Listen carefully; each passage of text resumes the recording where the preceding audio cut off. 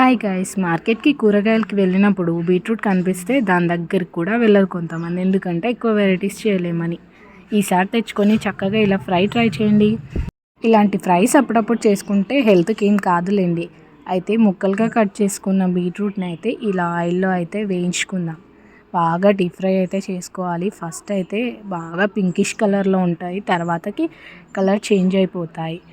Next వచ్చి మనం mixie జార్లోకి కారం, ఉప్పు, అలాగే ధనియా పౌడర్, కొంచెం కొబ్బరి పొడి కూడా యాడ్ చేసి, అలాగే వెల్లుల్లి రెబ్బల్ని కూడా వేసి దాన్ని అంతా మిక్సీ పట్టుకోవాలి.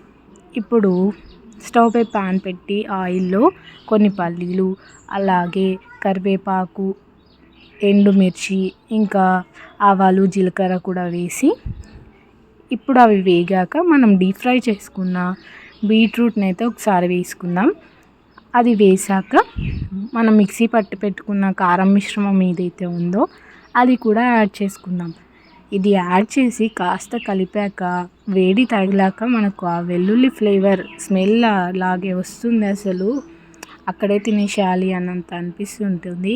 వేడివేడిగా చాలా బాగుంటుంది.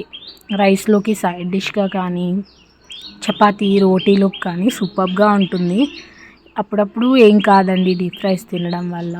రెగ్యులర్గా తింటే చాలా హెల్త్కి డిస్టర్బెన్స్ అవ్వచ్చేమో, కానీ అప్పుడప్పుడు కదా ట్రై చేయొచ్చు.